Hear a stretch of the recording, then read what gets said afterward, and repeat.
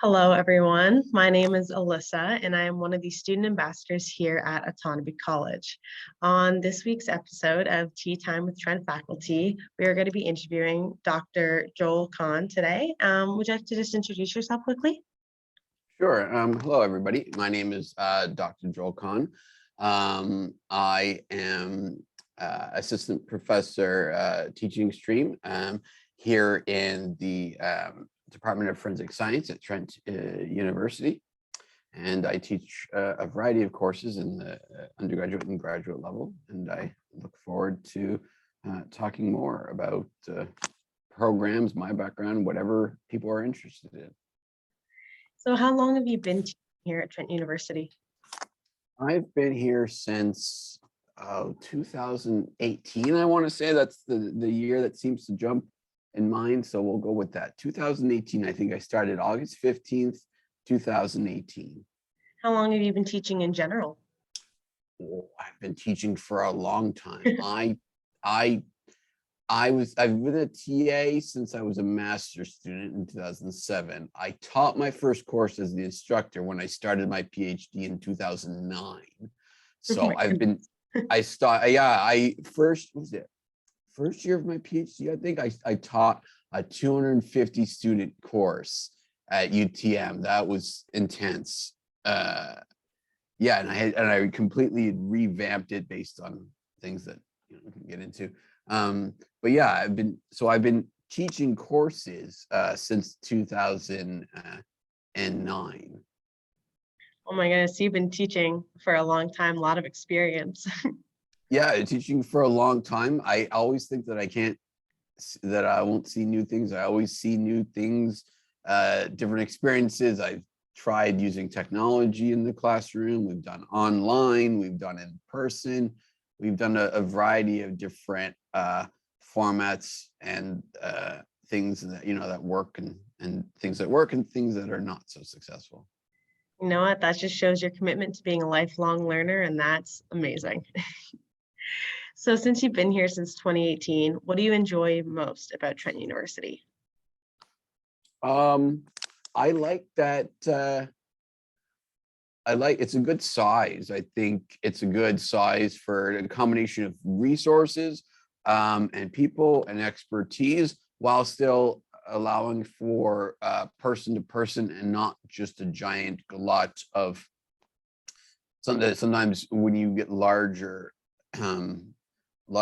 institutions or larger courses, there's a lot of administration or a lot of sometimes bureaucracy that can often get in the way.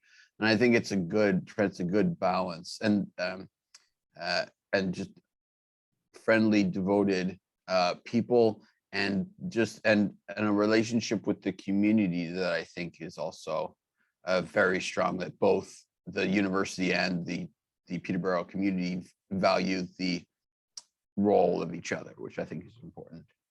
Exactly. It's kind of nice having that smaller student to teacher ratio as well, being able to really engage with the students.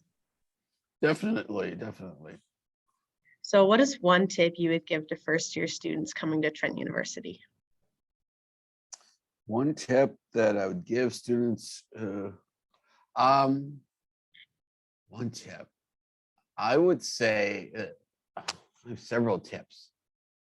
Share as many as you'd like. Yeah. Well, the first thing that comes to mind, because I haven't taught first-year courses at Trent, but I taught plenty of first-year courses back at UTM, my previous spot, was if you want to be here, be here. If you don't want to be here, don't be here.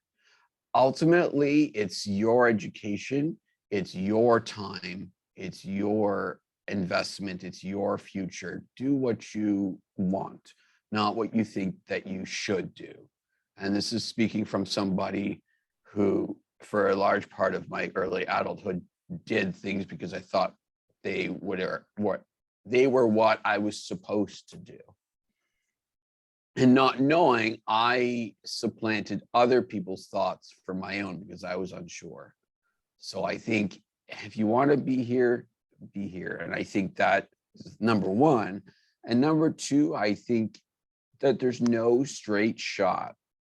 We don't necessarily have to be as efficient as we think we do. it's very challenging today in this day and age with the costs of living and variety of different barriers. But so we think that we have to be these kind of drag racers, that we pick one thing and commit to it and be the most efficient self possible. And I think that's doing a disservice to you. I think it's important that that you check in with yourself and be honest with yourself and follow your interests. And everybody's course, almost everybody's course, is circuitous or has some turns. And so I think that if there's a way that we can kind of reduce that stress and pressure by saying that things will work out if you start in one program and change your mind, if you start in a different program, or you take a course and it doesn't help you get somewhere, it's okay. It's fine to have some of that quote unquote inefficiency if we want to be really analytical about it. It's perfectly fine. And it ultimately saves you anyway, because if you keep on things that you think that you should be doing, you're going to have that reckoning is going to happen eventually, regardless. So check in with yourself and just take a breath and allow yourself to explore and be inefficient.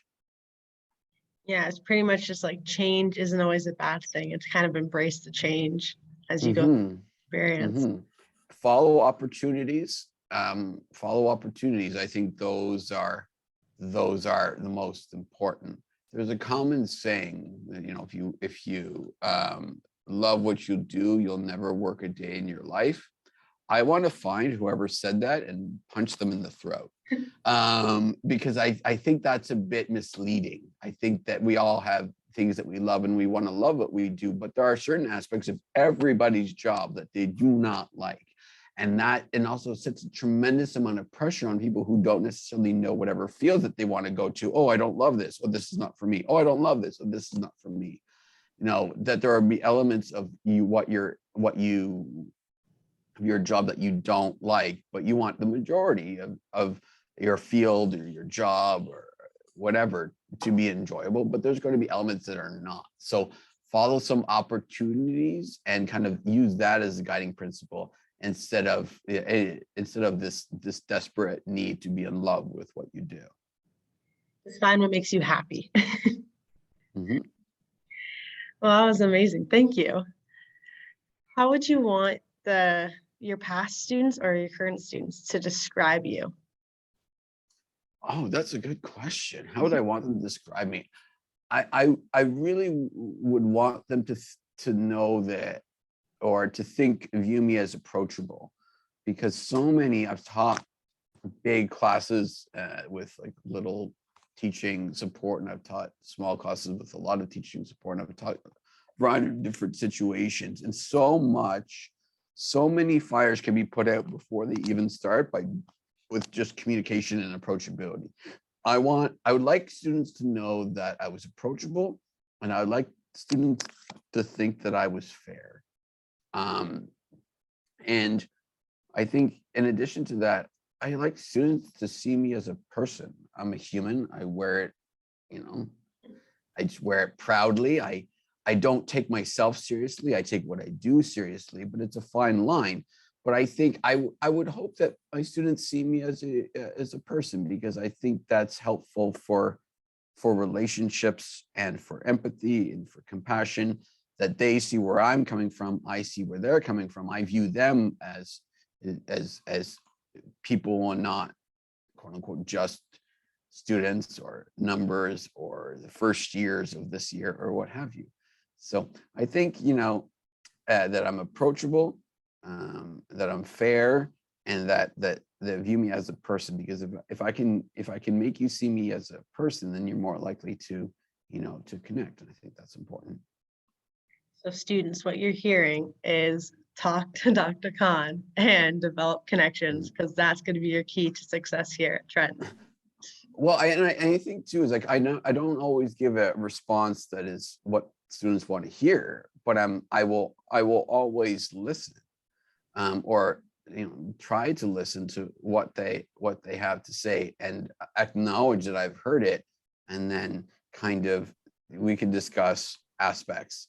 So what, whether I'm navigating with students if they've missed a test or had some catastrophe with an assignment, or in first or second year, or if I'm talking with students, upper year students, about career paths or what have you. Just that kind of, I think transparency is important, and that kind of facilitates it all. So yeah, I would encourage students to seek me out if they want information on my subject field, if they want information on Trent, navigating your degree, or just navigating like a future. I do a lot of the experiential learning. Trent, I work a lot with that, with like preparing people. So nuts and bolts stuff, but also like thinking wise, how do you get into a certain headspace to do well? So yeah, I'm always available, and I like to help however possible. I measure my success is if I'm able to assist you getting to a place that you want to go. It's less about me giving you to a place that I think that you want to go, although that does exist. We have to be honest. But it's more about of how I can assist you getting to a place that you want to go. So very good resources. Use your professors, especially individuals who are in the forensic science. Use Dr. Cahn as that resource to help you get to where you need to be in your place in the Trent University experience. Is there any non-academic projects you're currently working on or you would like to work on moving forward in the future? Non-academic projects. Oh, what do you mean? Well, it could be an academic project, just not like one that you're doing as a professor here, like with your students, like that you're doing on your own spare time. Is there any research you're conducting? Is there anything that you want to do research on in the future? Oh, okay. Yeah.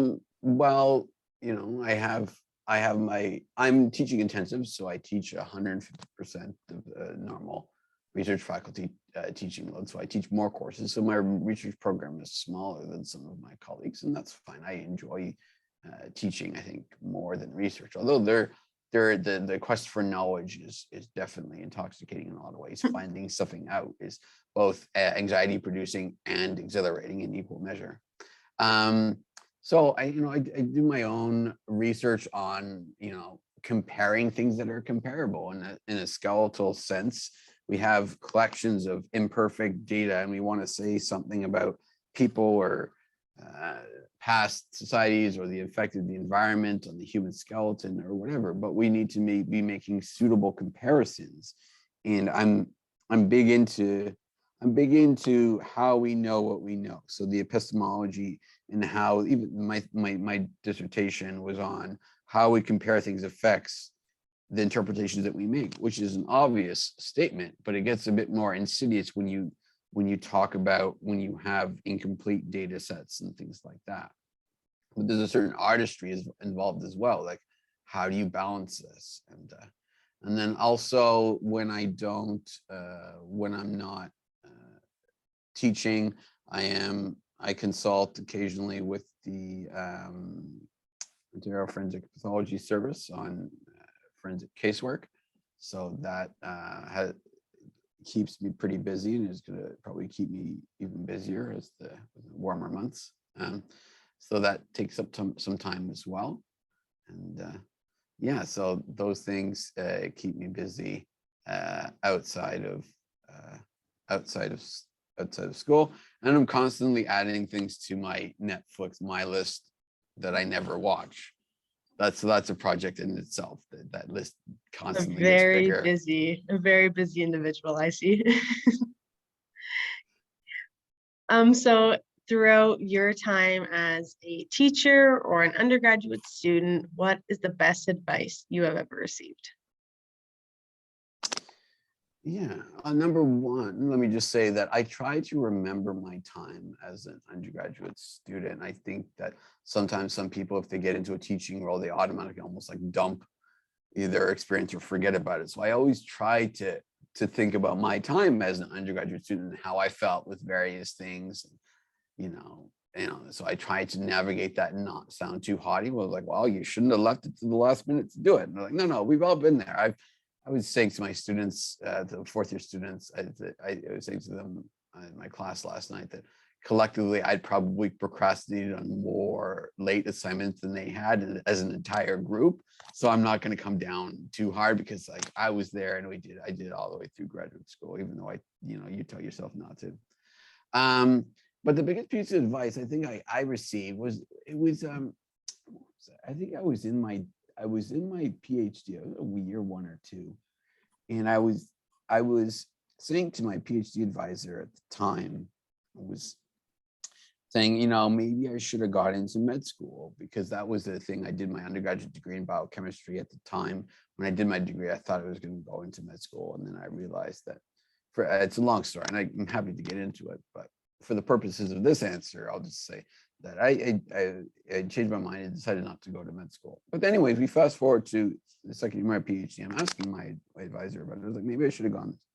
And then she told me, she's like, Joel, if you would have wanted to, you would have done it, and like done hard things, and I did things, like if you really would have wanted it, you're the type of person that would have done it. So the fact that you didn't do it by definition speaks to your, the fact that even if you had interest, that it wasn't enough to make you do it.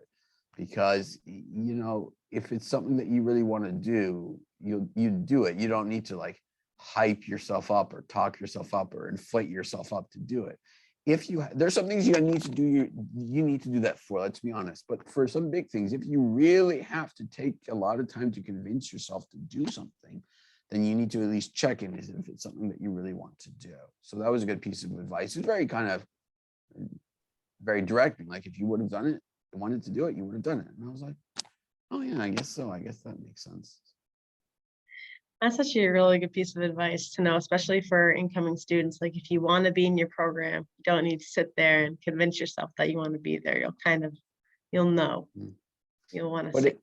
But it's okay to not know. One of the big things that I think that as teachers and educators get further along, we forget what it's like to not know. We learn things, we know things, and we cannot go to a state where we don't know.